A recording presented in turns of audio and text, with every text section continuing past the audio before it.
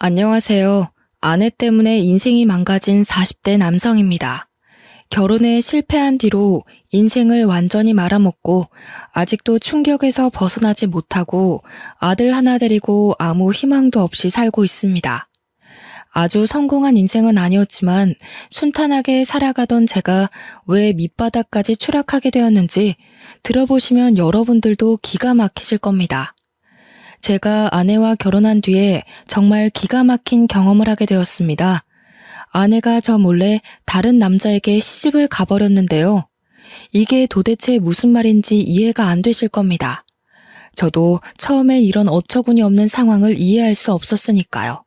결론부터 말씀드리자면 아내가 저와 결혼하고 동거는 다른 남자와 해버린 것입니다. 그 사실을 알게 된 순간 피가 거꾸로 치솟을 정도로 화가 났지만 그 인간들에게 속수무책으로 당할 수밖에 없었습니다. 그것들은 짐승들도 하지 않는 더러운 짓을 저지르고도 뻔뻔스럽게 모든 잘못을 제게 뒤집어 씌우려고 했습니다. 저는 아버지가 일찍 돌아가시고 홀어머니 밑에서 자랐습니다. 엄마와 저의 불행은 아버지가 돌아가시면서 시작되었죠. 공장에서 작업 반장이었던 아버지는 새로운 기계를 설치하는 과정에서 작업자의 실수로 장비가 오작동되면서 사고로 돌아가셨습니다. 아버지가 돌아가시자 기다렸다는 듯이 고모가 할머니를 꼬드겨서 공장에서 나온 사망 위로금을 가로채버렸습니다. 그 돈은 당연히 엄마가 받아야 하는 돈이었지만 할머니는 세상 물정 모르고 착한 엄마를 속여서 고모에게 줘버렸는데요. 고모는 거기서 만족하지 않고 아버지 명의로 되어 있는 집에 눈독을 들였습니다. 고모가 할머니에게 엄마를 집에서 내보내고 자기랑 같이 살자고 유혹했거든요. 아버지가 살아계실 때도 못된 시누이 노릇을 톡톡히 하던 고모였지만 이런 식으로 저랑 엄마를 배신할 줄은 몰랐습니다. 그 전부터 한겨울에 엄마와 제가 자는 방에 보일러만 끄기도 했고 일부러 세탁기를 고장내 산더미 같은 빨래를 손으로 직접 빨게 만들었습니다. 할머니는 그런 모습을 보고 동정하기는커녕 엄마가 힘들다고 울상을 지으면 나가라는 말만 하셨습니다. 그렇게 힘들면 나가야지. 굳이 왜 여기 버티고 서 있어? 아범이 이제 이 세상 사람도 아닌데 너도 더 늦기 전에 경수 데리고 네 갈 길 가라. 하지만 엄마는 나갈 수 없었습니다. 할아버지는 돌아가시기 전에 집을 아버지에게 주셨기 때문에 어떻게든 재산 분배를 하려고 했죠. 땡전 한 푼도 없었기 때문에 어쩔 수 없었습니다. 엄마가 집에서 안 나가고 버티고 있던 그 해에 유독 눈도 많이 내렸습니다. 수십 년 만에 강추위라고 뉴스에 보도되던 때였죠. 지금도 그 추위가 생각날 만큼 엄청 추웠습니다. 그런 한겨울에도 집이 탐이 난다는 이유 하나만으로 고모는 할머니를 앞세워서 엄마와 저를 집에서 쫓아내려고 했습니다. 그럴 때마다 엄마가 나서서 애원하듯 말하였는데요. 어머님, 제가 갈 데가 어디 있다고 나가라고 하시는 거예요. 그냥 어머님 모시고 이 집에서 살게 해주세요. 어머님이 하라는 집안일 묵묵히 잘해오고 있잖아요. 엄마는 이 집에서 나가면 당장 살아갈 날들이 막막하다고 할머니에게 애원했지만 할머니와 고모는 돈에 눈이 멀어서 냉정하게 돌아섰습니다. 우리도 힘들어서 그래요. 힘들어서. 내가 돈 벌어와서 겨우 입에 풀칠하고 있는데 끝까지 이럴 거예요? 이 집에서 살고 싶으면 우리 오빠처럼 돈을 벌어오던가. 돈 벌어올게요. 이 앞에 있는 슈퍼나 식당에서 일할 테니까 제발 나가라는 말은 하지 말아주세요. 그까지 푼돈 벌어오라는 소리 아니에요. 평생 남자 안 만날 거예요? 엄마가 언니 앞날 생각해서 놓아주려고 하는 건 몰라요? 군말 말고 당장 짐 싸서 나가요. 그때 엄마가 법에 대해서 조금만 지식이 있었다면 할머니와 고모에게 맞대응했을 겁니다. 아버지가 돌아가시자마자 집 명의를 자기 앞으로 돌렸을 텐데 중졸의 전업주부로 살아온 엄마는 세상사에 참 무지했습니다. 그저 할머니와 고모에게 빌면서 애원하다가 한겨울에 거리로 쫓겨나 버리고 말았죠. 당장 갈 곳이 없었던 엄마는 외할머니 집으로 갔습니다. 외갓집은 외할아버지가 몸이 불편한 탓에 형편이 좋지 않아서 다른 거처를 알아봤지만 선택의 여지가 없었습니다. 그때부터 엄마는 저를 키우기 위해 닥치는 대로 일을 하기 시작했는데요. 처음에는 친척의 소개로 아파트에서 청소일을 하시다가 도배 일을 하는 사장님의 도움으로 벽지 도배를 배우게 되었습니다. 엄마는 어린 저를 남부럽지 않게 키우려고 열심히 기술을 배우셨고 1년 뒤에 사장님과 같이 도배 일을 하게 되었죠.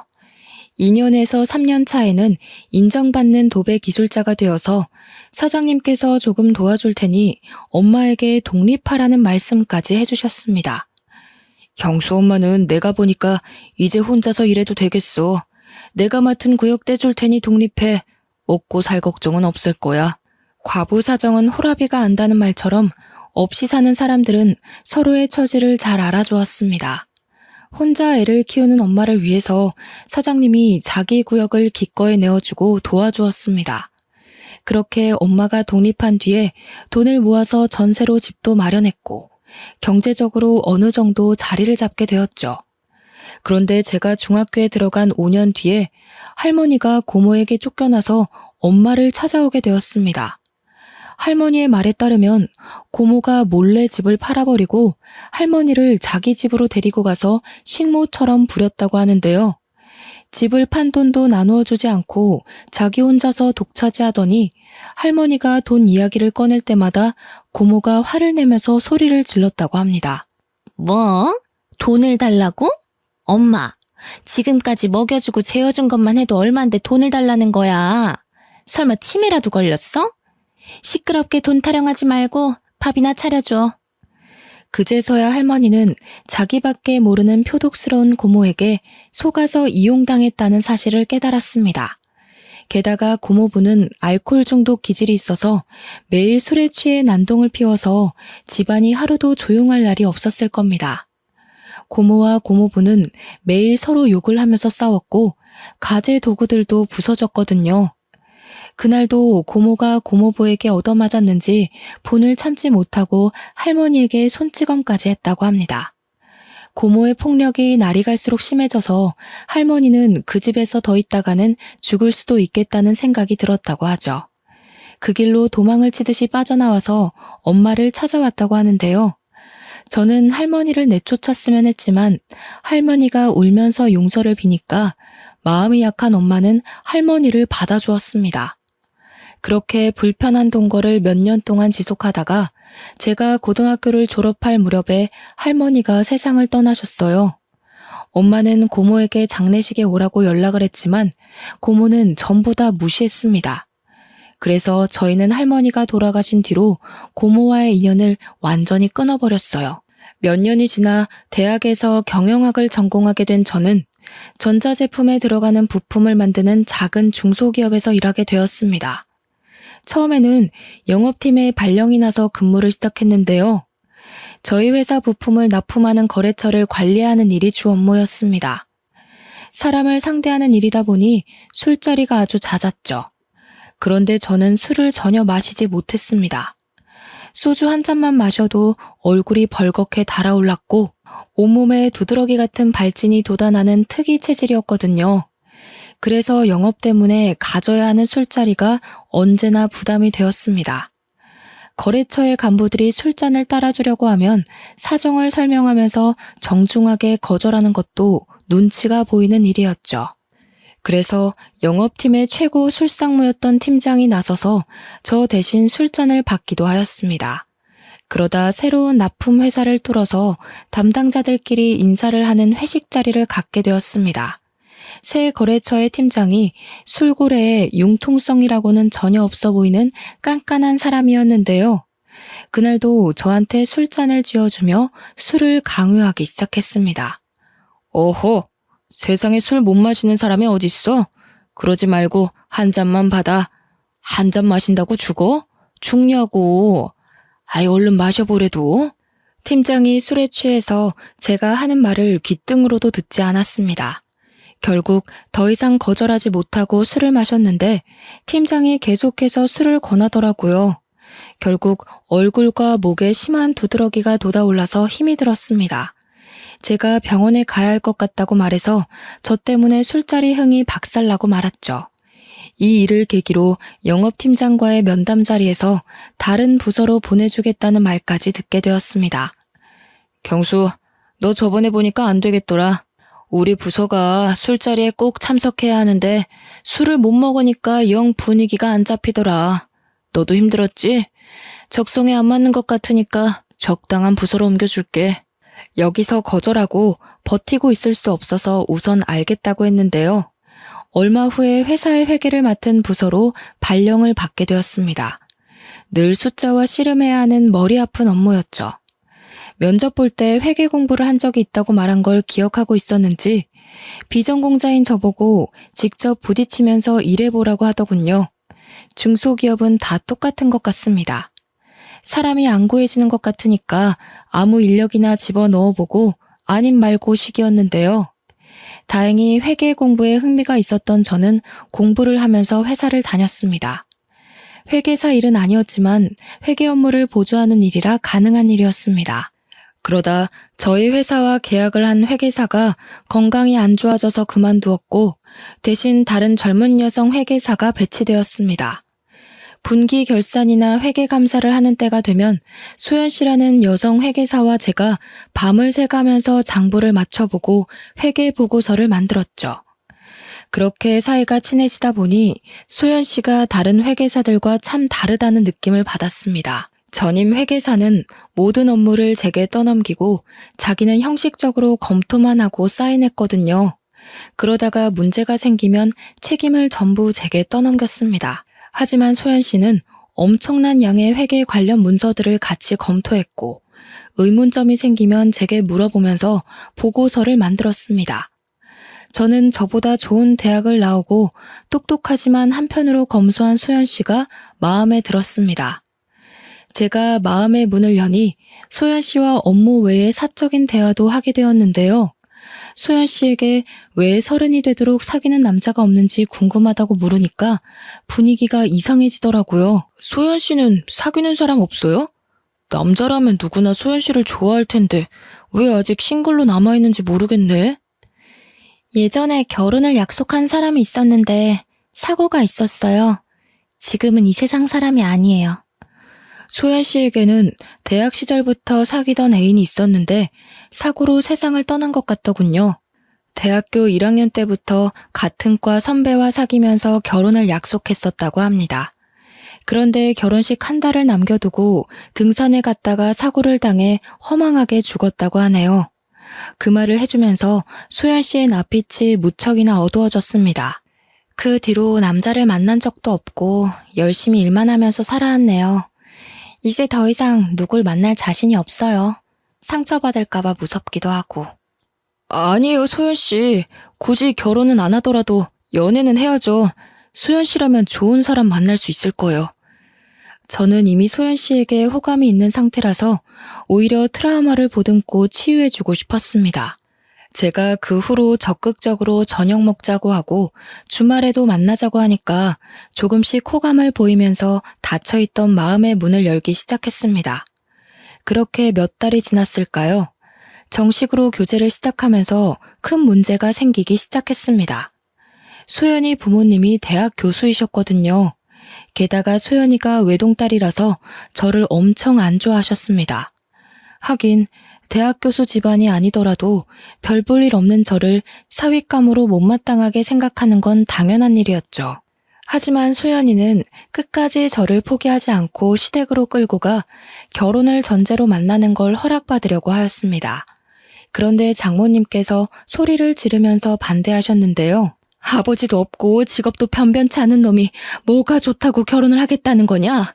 절대 안 돼. 내가 아주 괜찮은 신랑감 골라줄 테니까 당장 헤어져. 장모님께서 자기 눈에 흙이 들어가기 전까지 절대 결혼을 허락할 수 없다고 폭언을 내뱉으셨습니다. 서로에 대한 사랑 하나로 인연을 버텨왔지만 장모님께서 저랑 헤어지지 않으면 호적에서 파버리고 의절하겠다는 경고를 하셔서 저희 사이도 멀어졌죠. 그날 이후로 연락이 뜸했다가 수연이가 먼저 연락해서 헤어지자고 하였습니다. 우리 이제 그만 정리해야 할 것 같아. 이렇게 부모님이 반대하는데 결혼하면 불행할 거야. 그러니까 오빠도 더 이상 나 만나려고 하지 말고 좋은 사람 만나. 예견했던 일이었습니다. 소연이가 눈물을 흘리면서 말하길래 가만히 고개를 끄덕이다가 등을 돌렸죠. 어차피 소연이와 저는 어울리지 않았습니다. 몇 달 뒤에 집안 배경이 좋은 변호사를 만나 결혼했다는 소식을 들으니까 저랑 어울리지 않는 여자였다는 생각이 더욱더 강력하게 들더군요. 소연이는 당연히 회사 사람들에게 결혼 소식을 알리고 퇴사하였습니다. 실연을 당한 게 티가 났는지 자꾸만 실수를 하자 회계팀장이 제게 면담을 하자고 하였습니다. 그리고 제게 생각을 정리할 시간이 필요해 보인다고 했죠. 그래, 너도 소연 씨 그만둔 거 알고 있지? 지금 일이 손에 안 잡힐 거야. 생각 같아서는 한 달 정도 휴가를 끊어주고 싶은데 그럴 수는 없고 일주일만 쉬다가 돌아와. 회계팀장이 제 사정을 이해해줘서 휴가를 내고 제주도로 일주일간 여행을 떠났습니다. 제주도에 도착해서 숙소에 짐을 풀고 근처 식당으로 들어갔는데요. 서빙을 하던 여성이 저를 보고 환하게 웃어주더라고요. 안녕하세요. 딱 보니까 이 동네 사람은 아닌 것 같은데 저희 식당 처음 오셨어요? 네, 이제 막 제주도에 도착했는데 여기는 뭐가 맛있나요? 전부 다 맛있지만 흑돼지 백반이 최고 인기 메뉴예요. 그걸로 드릴까요? 네, 그걸로 주세요. 서빙을 하던 여성이 추천해주던 대로 제주도 흑돼지 백반을 시켰는데 양이 정말 푸짐하고 맛도 좋더라고요. 고기가 입에서 살살 녹았고 감칠맛이 났습니다. 다음에도 또 오고 싶다는 생각을 하고 있는데 서빙을 하던 여성이 갑자기 말을 걸어왔죠. 혼자서 여행 오셨나 봐요? 네, 머리 좀 식히려고 혼자 왔어요. 얼마나 계시다 갈 건가요? 일주일 정도 머물 겁니다. 여행 계획은 잡으셨어요? 아니요, 그냥 아무 생각 없이 훌쩍 떠난 거라 계획은 없어요. 그럼 제가 가이드 해드릴까요? 예? 갑자기요? 오늘 처음 본 손님의 여행 가이드를 해주겠다고 나서니까 당황스럽더군요. 솔직히 그때는 혼자 있고 싶었지만 힘들고 지쳐 보여서 가이드 해주고 싶다는 말을 듣고 마음이 흔들렸습니다. 저야 가이드 해주시면 좋죠. 그런데 여기서 일하셔야 하는 거 아니에요? 이 식당 제 아버지 거예요. 틈날 때마다 도와드리고 있어서 자리 비워도 괜찮아요. 잠깐만요. 아버지께 물어보고 올게요. 그러면서 카운터에 앉아있던 남자에게 다가가서 뭐라 말을 하고 있었습니다. 사장으로 보이는 남자가 저를 굳은 표정으로 쳐다보더니 고개를 젓고 있더라고요. 그랬더니 서빙을 해주던 여자의 목소리가 조금 커졌습니다. 아니 아빠, 도대체 왜 안 된다는 거야? 이번에 알바 구해줬다며. 일 안 도와줘도 되니까 집에 있어. 내가 도대체 몇 번을 말해줘야 돼? 외지 남자는 만나지 말라고 했잖아. 그냥 혼자 온 분 가이드 해드리는 거야. 다른 뜻은 없어. 저는 괜찮다고 말하려고 하는데 여성분이 고집을 피우자 아버지도 알겠다고 하더군요. 그 말을 듣자마자 신이 난 여성분이 당장 내일부터 같이 다니자고 말하였습니다. 숙소가 어디예요? 내일 아침에 제가 차 가지고 갈게요. 이렇게까지 좋아하다니 이 여자가 저한테 호감이 있는 건 아닐까 하는 생각이 들었습니다. 저는 여성분 이름도 모른 채 내일 만날 약속을 잡게 되었습니다. 다음날 아침이 돼서야 여성분이 승혜라는 이름을 알려주었습니다. 저보다 어려서 그런지 참 활발하고 적극적인 여성이었습니다. 승혜가 일주일간의 여행 일정을 대신 짜주었거든요. 원래는 아무 계획도 없이 바닷가를 찾아가서 하염없이 멍이나 때리다가 올라갈 생각이었는데 승혜 덕분에 연예인 못지않은 빡빡한 일정 속에서 움직이게 되었죠. 저는 제주 토박이인 승혜를 따라 유명 관광지를 다니게 되었어요. 제주도를 돌아다니면서 알게 된 건데 승혜는 지금까지 제주도 밖으로는 나가본 적이 없다고 하더라고요. 결혼은 꼭 외지 남자와 할 거라고 하길래 농담 삼아서 한마디 던져보았습니다. 설마 나랑 하려고 그러는 거 아니지? 사실 갑자기 가이드 해주겠다고 나서서 놀랬어. 나는 좋은데 당장 식 올리자. 나 오빠 보자마자 완전 반했잖아. 오빠 진짜 잘생긴 거 알고 있지? 그게 무슨 소리야? 장난으로 말하는 거지? 승혜가 제 말을 듣고 까르륵 웃기만 하고 더 이상 말을 안 하더군요. 농담인 것처럼 툭 던져보았지만 승혜는 저를 좋아하는 눈치였습니다. 또래 여자들이랑 다르게 20대 초반 여자애처럼 솔직하게 말하고 부끄러워하는 모습이 새롭게 다가왔죠. 저도 그래서 승혜에게 마음이 끌리고 있었습니다. 제가 그동안 조용하고 성숙한 여자들만 사귀었었는데 수다쟁이처럼 말이 많으면서도 애교도 많은 승혜를 보니 또 다른 느낌이었거든요. 그렇게 저희들은 같이 여행을 다니다가 자연스럽게 서울에서도 계속 연락하자는 말을 나누었습니다. 고백만 안 했지 연인처럼 손도 잡고 질투도 하는 사이가 된 거죠. 오빠, 이제 경기도 올라가는 거야? 나도 2달 뒤 오빠 보러 갈게. 그때 나 모른 척하면 가만 안 둔다. 내가 그럴 리 있겠어. 너만 기다리고 있을게. 꼭 와야 해. 이렇게 서로 만나자는 약속을 하고 여행을 마치고 일상으로 돌아갔습니다. 2달 뒤에 진짜로 승혜가 와서 같이 서울로 나들이를 갔는데요. 내년에 30이 되는 나이인데도 승혜는 서울을 처음 와본다고 했습니다. 그래서 이번에는 제가 승혜의 여행 가이드가 되어주었죠. 승혜가 가고 싶다는 백화점에 들려서 쇼핑도 하고 놀이동산에서 즐겁게 놀다가 명동과 번화가 구경을 했습니다. 승혜가 그렇게 사흘을 머물다가 내려갔습니다. 그때부터 승혜와 저는 경기도와 제주도를 오가면서 연애를 하게 되었습니다. 지역 특성상 자주 내려가 보지는 못했지만 전화 통화를 자주 해서 애틋했죠. 한 달에 한 번 월차를 아꼈다가 주말 전날에 월차를 써서 제주도에 가서 3, 4일 정도 머물다가 오곤 했습니다. 저희가 그런 식으로 장거리 원정 연애를 한 지 6개월이 지났을 때 승혜에게 결혼하자는 청혼을 하였습니다. 너무 섣부른 판단 같았지만 저는 승혜와 같이 살고 싶었으니까요. 그리고 나이도 있어서 결혼을 더 이상 미루면 안 됐습니다. 다행히 승혜가 제 프로포즈를 받아주었습니다. 장인어른과 장모님께 정식으로 인사를 드리러 갔는데 장인어른의 표정이 진짜 어두워 보였습니다.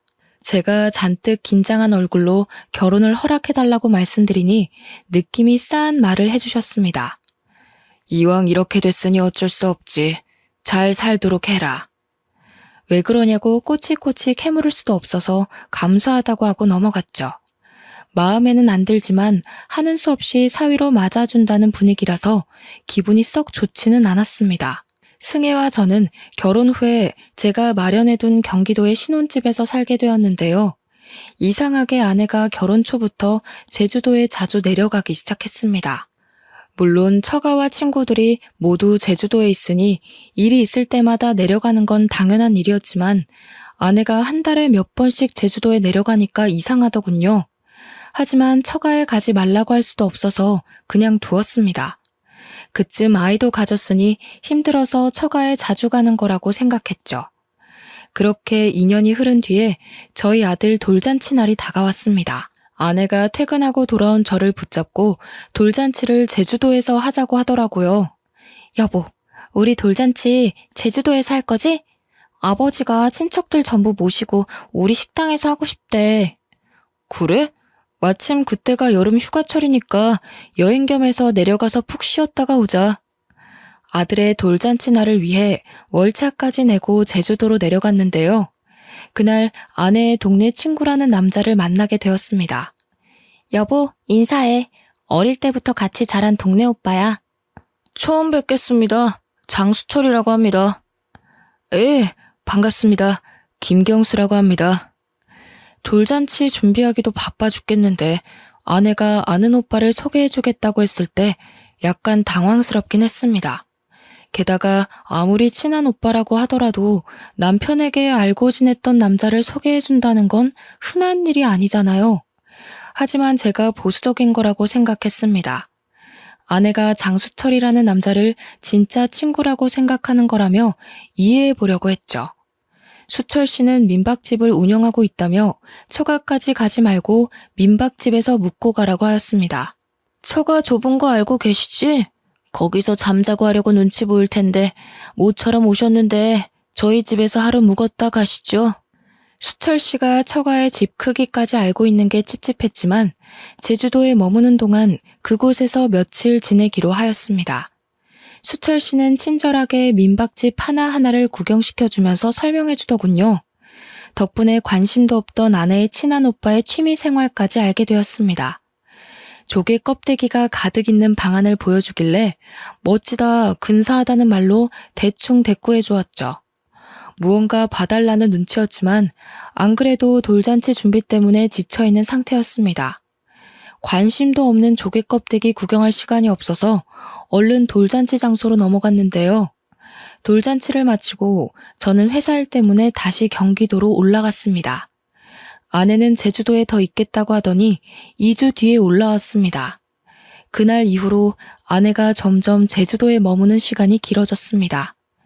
여보, 다음 주에 제주도 가서 보름만 있다가 올게.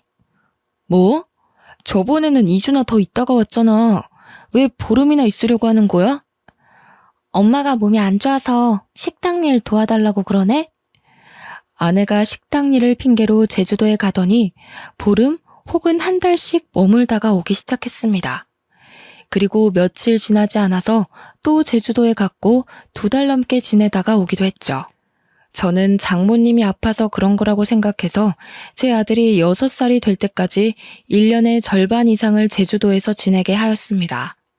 그런데 모임에서 만난 고등학교 동창이 뜻밖의 말을 꺼내놓았습니다. 내가 저번 달에 제주도로 휴가를 갔는데 재수 씨를 만났어. 땡땡 민박집에서 지내고 있더라? 재수 씨는 왜 거기서 지내고 있는 거래? 친구는 제주도 여행을 계획하고 숙소를 알아보다가 비교적 가격이 저렴한 민박집을 예약했는데 그곳에서 아내를 봤다는 겁니다. 재수 씨는 나를 못 알아보는 것 같았는데 분명히 재수 씨가 맞았어. 웬 남자랑 같이 있는 걸 봐서 아는 척은 안 했거든? 내가 둘이 무슨 사이냐고 물어보니까 재수 씨가 뭐라 한 줄 알아? 둘이 부부 사이래.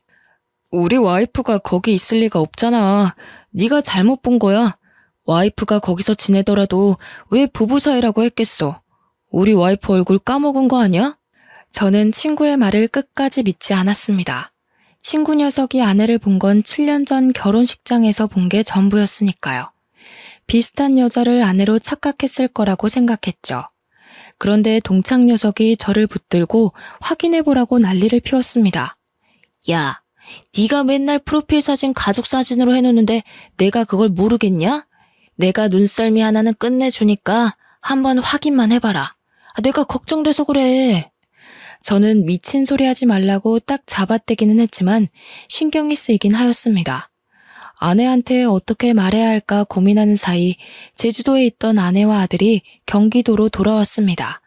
그리고 혹시나 하는 마음에 짐들을 뒤져보았는데요. 제주도에서 몇 주 머물다 돌아온 아들의 주머니에서 의외의 물건을 발견해서 아내가 뭔가 감추고 있다는 확신이 들었습니다. 그래서 제가 아들에게 주머니 속에 든 조개 껍데기가 뭔지 물어보았죠. 아들, 이거 제주도에서 주워온 거야? 누가 준 건 아니고? 누가 준 건 아니고 민박집 아저씨 집에서 가지고 왔어. 민박집 아저씨? 설마 그 장수철 아저씨? 아들 녀석이 맞다고 고개를 끄덕이길래 조개 껍데기를 자세하게 들여다보았습니다. 아니나 다를까 조개 껍데기에는 아내의 이름이 선명하게 새겨져 있더군요. 그때 장수철이 운영하고 있는 민박집 방안이 떠올랐습니다. 자기가 특별한 취미를 가지고 있다며 조개 껍데기를 보여주었거든요. 그때는 조개 껍데기가 너무 많고 관심도 없어서 대충 칭찬만 해주고 나온 기억이 있습니다. 그런데 이런 조개 껍데기를 떡하니 두고 저한테 구경을 시켜주었다니 아주 저를 농락한 셈이었죠. 그래서 저는 둘의 사이는 보통 사이가 아닐 거라고 생각했습니다. 저는 아들에게 제주도에서 어떻게 지내왔는지 자세하게 물어보았는데요. 아들의 입에서 충격적인 말이 나와서 지금도 잊을 수가 없습니다. 제주도 가면 항상 그 아저씨 집에서 지냈어. 나는 맨날 딴 방에서 잤고 엄마는 맨날 그 아저씨랑 자는 것 같던데? 아들의 말을 듣는 순간 하마터면 욕설을 내뱉을 뻔했습니다. 민박집을 하고 있는 그놈은 아내와 친한 오빠가 아니라 내연남이었던 거죠. 아내는 제주도에 살고 있는 내연남을 만나기 위해 거짓말을 하고 제주도에 갔던 것입니다. 그것도 아들을 데리고 장수철이 지내고 있는 민박집에서 동거를 했다는 사실을 알고 분노가 치밀어 올랐습니다. 당연히 아내에게 가서 왜 이런 짓을 저질렀냐고 따졌는데요. 아내가 처음에는 무슨 말도 안 되는 소리를 하냐며 아니라고 펄쩍 뛰었습니다. 그랬더니 아들놈이 고개를 갸웃거리며 진실을 이야기해 주더군요. 엄마, 왜 거짓말을 해? 그 아저씨 민박집 아니면 안 된다고 했잖아. 내가 할아버지 집에 가자고 해도 아저씨 집에 가서 사랑한다고 뽀뽀도 하는 거 봤어. 엄마가 나한테 아빠도 사랑하고 아저씨도 사랑한다고 해놓고 거짓말하면 안 돼. 아들의 말을 듣고 저는 화가 치밀어 올라 얼굴이 빨개졌고 아내의 얼굴에서는 핏기가 사라져가고 있었습니다. 저는 아들에게 방에 들어가 있으라고 한 다음에 아내의 뺨을 후려갈겼죠. 네가 진짜 제정신이야? 애를 데리고 다니면서 바람을 피워? 어떻게 자식이 보는 앞에서 그런 더러운 짓을 해? 네가 그러고도 인간이야? 아니, 그렇다고 뺨을 때려? 당신 미쳤어? 정우한테도 이런 식으로 알아냈지? 정우가 말할 애가 아닌데 이상하게 당신한테 다 말했더라. 설마 정우 때렸어? 너야말로 머리가 어떻게 된 거 아니니? 내가 정우를 때렸겠어? 정우가 당신 바람 피는 거 보고 정 떨어져서 나한테 털어놓은 거겠지. 우리 정우가 그럴 리 없어. 당신이 자꾸 때리니까 거짓말까지 한 거겠지. 나 정우 앞에서 떳떳해. 당신이 나한테 이럴 자격 없다고. 뭐? 그러면 상간남 소송이랑 이혼 소송 둘 다 시작해봐? 네가 그렇게 떳떳하면 판사님한테 물어보자. 누가 더 떳떳하나? 그래, 그렇게 하자. 증거도 없는데 무슨 수로 소송을 해? 당신 진짜 또라이 아니야? 또라이? 그래, 또라이가 뭔지 보여줄게. 비켜, 비키라고. 당신이 잘못할 때까지, 털어놓을 때까지 다 거덜낼 거야. 제가 난동을 피우면서 집안 살림을 하나씩 부수기 시작하니까 그제서야 아내가 제 바짓가랑이를 붙잡으며 울음을 터뜨렸습니다. 여보, 잘못했어. 그만해. 그만하라고. 나도 어쩔 수가 없었어. 아버지가 반대하는 바람에.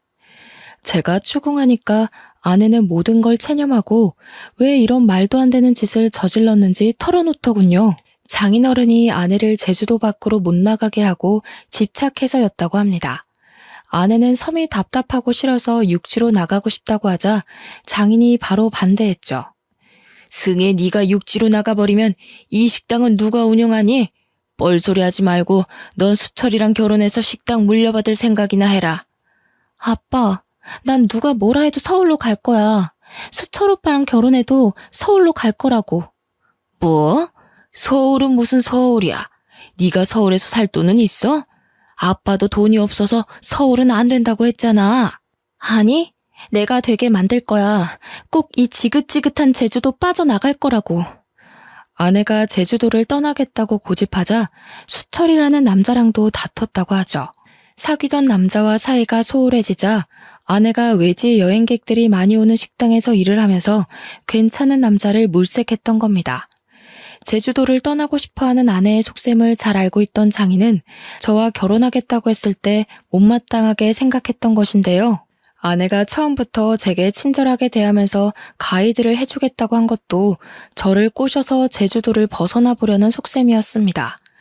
결국 장인어른이 아내에게 두 손 두 발을 들고 저와의 결혼을 허락해 주었죠. 그런데 아내는 수철이라는 남자랑 다시 연락이 닿아서 연인 관계로 발전하고 말았습니다. 한마디로 결혼은 저와 하고 동거는 그놈과 했던 것입니다. 이제 모든 걸 알았으니 결판을 내야만 했습니다. 저는 당장 제주도로 내려가서 장인을 만나서 자초지종을 따져보았죠. 그런데 장인은 뻔뻔한 태도를 보여주었습니다. 자네 기분이 상했다면 내가 사과할 테니까 없던 일로 하게. 나도 딸애가 그럴 줄 알았나? 중간에 알았지만 이혼할 것 같아서 입 다물고 있었네. 저는 장인의 몰상식한 말에 소리를 지르고 말았는데요. 장인어른, 이게 사과하면 끝날 문제라고 생각하세요? 제 가정이 깨졌고 인생이 끝났단 말입니다. 확실하게 책임지셔야 합니다. 제가 그렇게 만들 거예요. 이런 식으로 씩씩대면서 처가를 나와서 장수철이 운영하는 민박집으로 차를 몰고 갔습니다. 민박집에서 만난 그놈은 어처구니 없는 변명을 짓거려 놓았죠. 승혜를 너무 사랑해서 제 곁에 두고 싶어서 그랬어요. 정말 죄송합니다. 먼저 연락해서 승혜를 흔들어 놓은 제 잘못입니다. 제발 용서해 주세요. 뭐 어쩌고 저째? 사과하면 다야? 무릎 꿇고 싹싹 빌어도 절대 용서 못해. 네가 내 인생 망친 것처럼 나도 네 인생 망가뜨릴 거라고. 두고 봐. 내가 바로 송장 보낼 테니까 딱 기다리고 있으라고. 이제 더 이상 안 만나겠습니다. 연락 끊고 조용히 살겠습니다. 사과하고 안 만나겠다는데 도대체 왜 그러십니까? 예? 그놈도 장인어른과 마찬가지로 그냥 사과만 하면 끝날 거라는 착각을 하고 있었습니다. 말이 안 통하는 인간들에게는 법대로 하는 수밖에 없죠. 그래서 아내를 상대로 이혼 소송을 했고 그놈에게도 소송을 통해서 불륜의 책임을 물게 했습니다. 처가 쪽은 위자료와 아들의 양육비를 감당하기 위해서 전 재산인 식당을 처분해야 했고 장수철 그놈은 민박집 문을 닫았는데요. 소송을 하고 나서 혹시나 하는 마음에 아들 녀석의 친자 검사를 했습니다. 다행히 아들은 제 자식이 맞았습니다. 그러던 와중 아내에게서 기가 막히는 연락을 받기도 했죠. 여보, 당신이 하라는 대로 다 할 테니 제발 식당만은 돌려줘. 부탁이야. 이러다 우리 다 굶어 죽겠어. 소송에서 엄청난 위자료 폭탄을 맞자 아내는 울면서 식당만은 돌려달라고 애원했지만 배우자를 속이고 파렴치한 동거를 한 것이 얼마나 큰 잘못인지 확실히 알려줘야 했습니다. 아내의 부탁을 거절했는데도 아직까지 연락이 오고 있네요. 아들 녀석 때문에 차단할 수도 없고 날이 갈수록 힘이 듭니다. 여러분도 아시겠지만 불륜이란 얄팍한 핑계를 둘러댄다고 용서받을 수 있는 잘못이 아닙니다. 함께 가정을 꾸리고 살을 맞대고 살아온 배우자를 배신하고 가정을 파탄내는 건 배우자의 남은 인생을 완전히 망가뜨리는 참담한 잘못이죠. 여러분들은 제 아내처럼 실수하지 마시고 배우자의 입장에서 생각하고 판단하는 지혜로 하루하루를 살아가시길 바랍니다. 여기까지 읽어주셔서 감사합니다.